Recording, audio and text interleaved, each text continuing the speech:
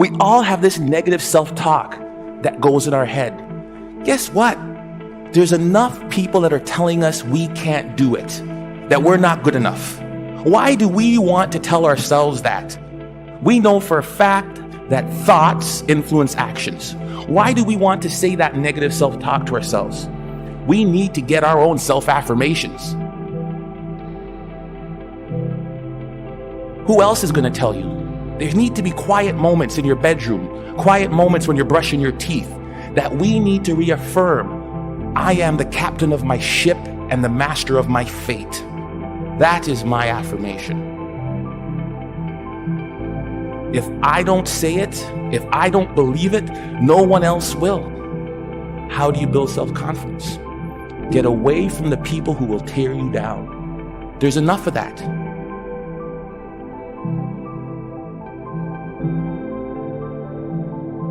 Being able to manifest, being able to attract into our lives what it is that we'd like to attract into our lives boils down to a formula that I'd like to share with you here this evening. And this formula is one that everyone that I know who is able to get things into their life practices this. I call it the 4 reallys.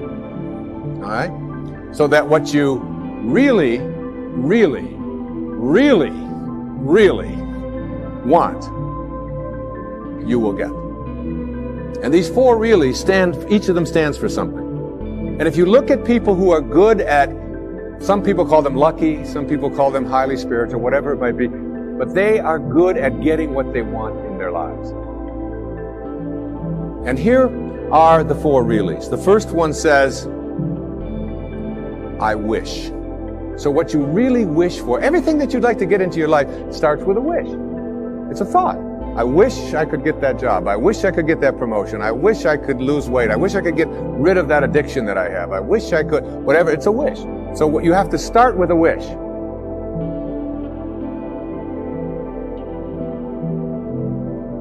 At some time or another,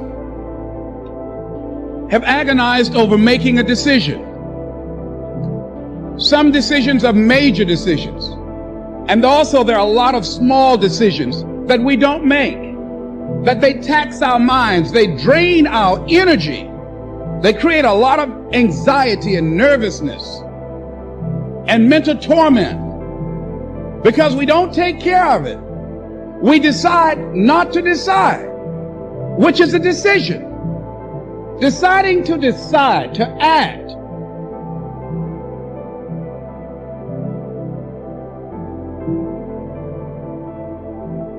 Stop the self-talk, the negative self-talk. If you'll watch, you'll see some athletes, they'll have a little bandage or a little brand around them.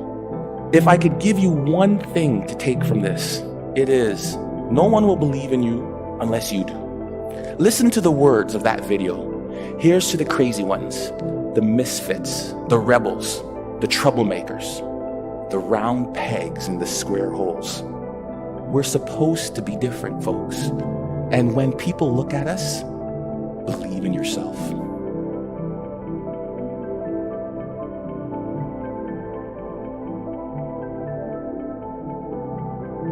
The second really stands for what you desire. What you really wish and desire. And the difference between what you wish for and desire is in what I call asking. Ask and you shall receive. Ask and you shall receive. It's not empty words. Be willing to ask. The third really stands for what I intend. So now you shift away from what I wish for and ask for, and you frame it in such a way that you intend to create it.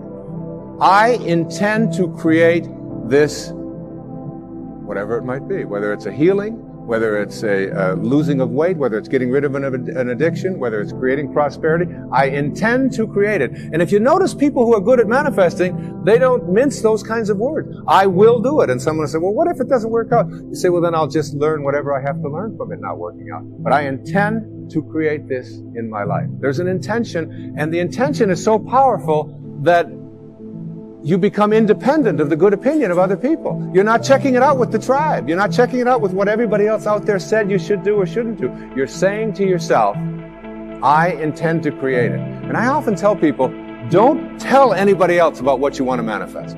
Don't make it a big statement. Instead, keep it to yourself. And they say, why do you want to say that? I say, because the minute that you do, you invoke ego. And in quantum physics, there's a simple line that says, particles themselves are not responsible for their own creation.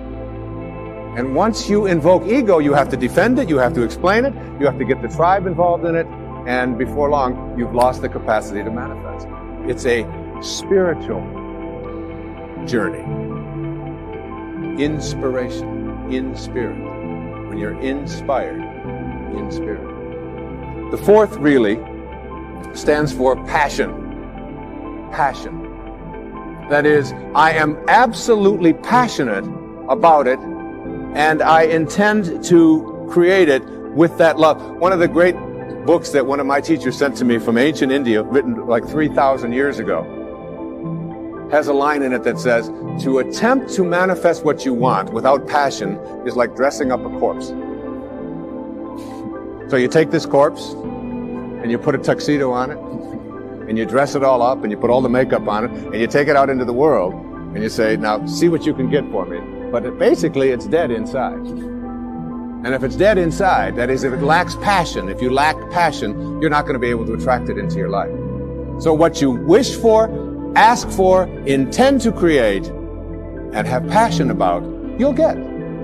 You'll get it.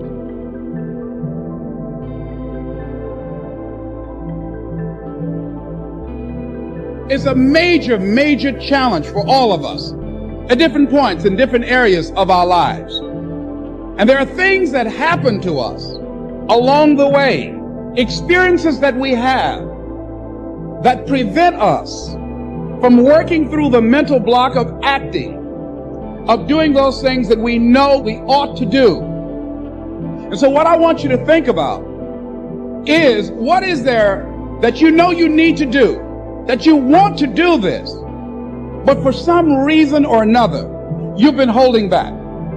For some reason or another, you just have not been able to gather your nerves or be able to work through the procrastinating or putting it off or justifying or blaming. Some reason or another, you just haven't done it. And you know you ought to do this. You really want to do this, but you don't know why you haven't done it. There are times when you're looking at it and you say, I know I need to do this, but I don't feel like it.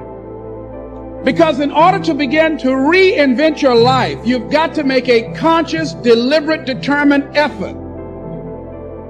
That you really have got to put all of yourself into it.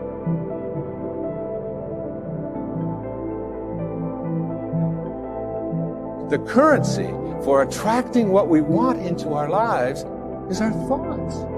As you think, so shall you be.